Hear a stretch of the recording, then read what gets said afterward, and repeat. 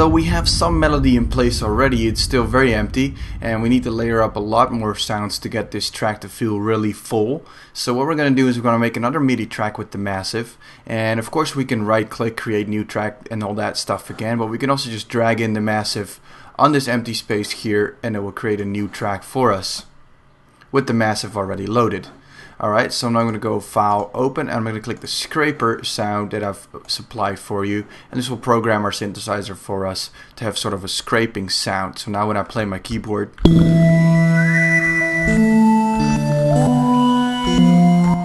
something like that, but we're going to add lots of effect to it to make it actually sound a lot different than this, but it's a good start of sort of a scary organ sound. So I'm going to close this and call this one scraper, and what we're going to do is, this sound is sort of a long sound with a lot of delay. Like the longer I keep my key pressed, the more movement I hear in the sound. So what I'm going to do is going to select this whole thing, create a new clip, and actually make this one pretty long notes, so that we can add lots of effects to it as it moves over time. And this is actually sort of a wobble that we're going to make. Alright, so we'll probably start in E again. Let me see. Let me drag that out all the way to the 3.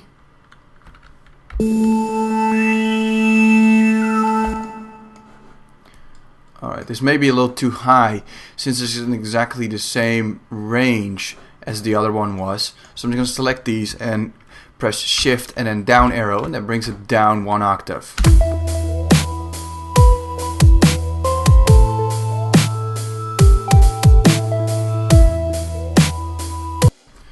Let's try a couple other octaves just to see.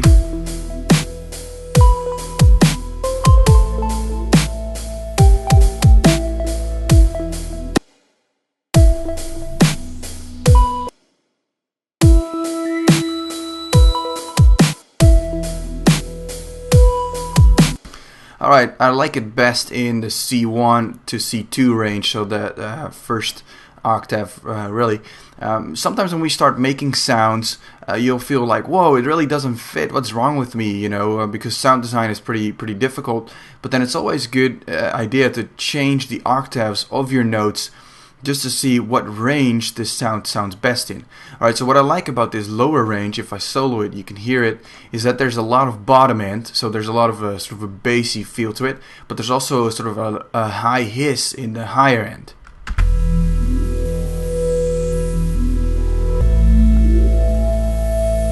There's a lot of movement in that hiss, and so that will be great when we start adding effects, which is the next thing that we'll do. So instead of the MIDI clip tab, click the effects tab, and then we're going to add something pretty awesome. Let's go to audio effects and drag in an auto filter.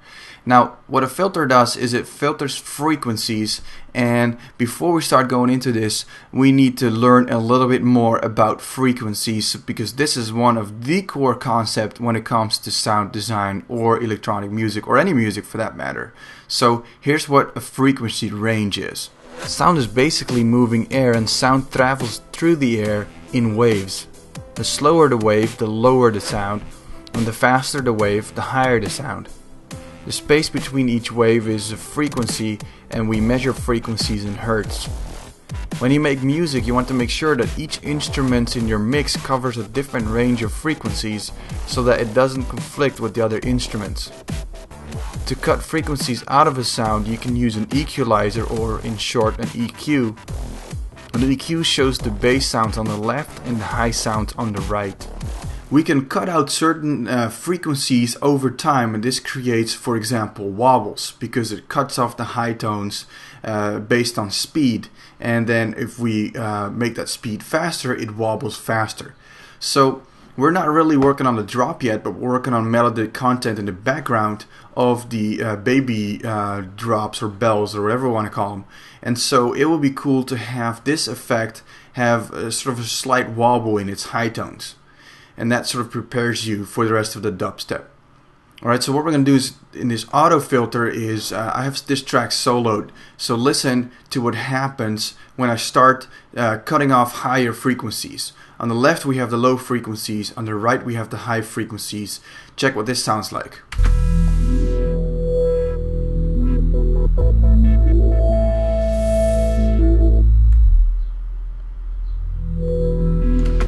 Alright, did that make sense?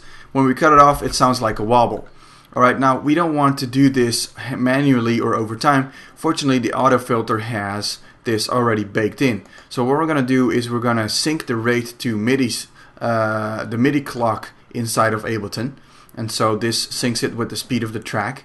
And then we're going to make the amount wobble like a full 30. So it will wobble like this. It's like a sort of a rounded wave.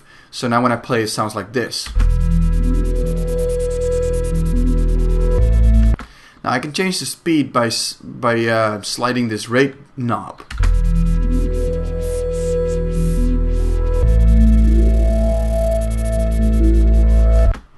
Right there. Now I don't really like when it wobbles just in this range, so I'm going to take it down just a little bit.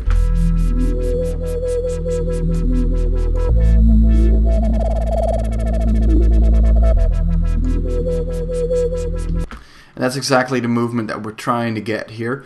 Alright, so what we can do is we can change this frequency over time. So if I click the Hertz knob here, this one, it will also select it in here under auto filter and then the frequency knob.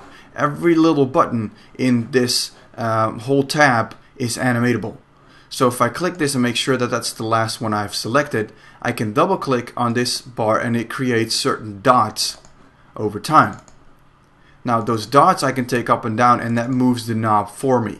So if I take, for example, this one down a little bit and then the fourth one up a little bit, it sounds like this.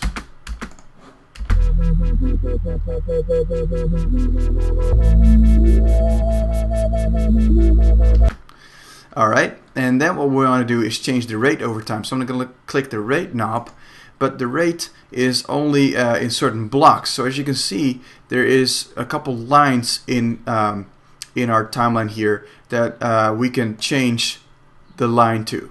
So let's see what this sounds like.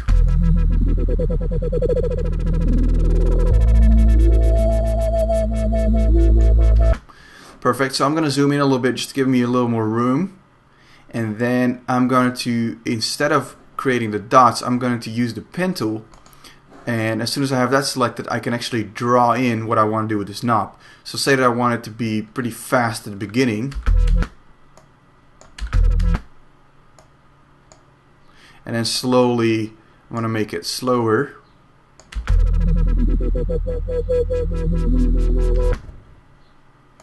And then slower. And I'm going to do the same thing when it starts over again. So 2, and then 2, and then 2, and at the end I'm going to make 2 more. Let's see what this sounds like.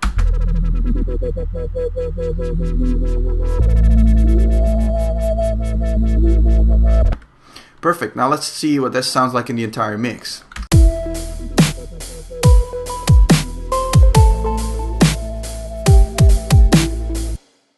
Alright, maybe we've cut off a little bit too much of the frequencies, so I'm just going to make this a little higher.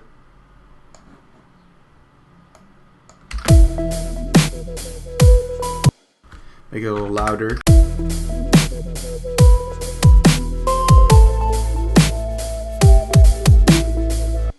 And I'm happy with that, so let's move on to the next part.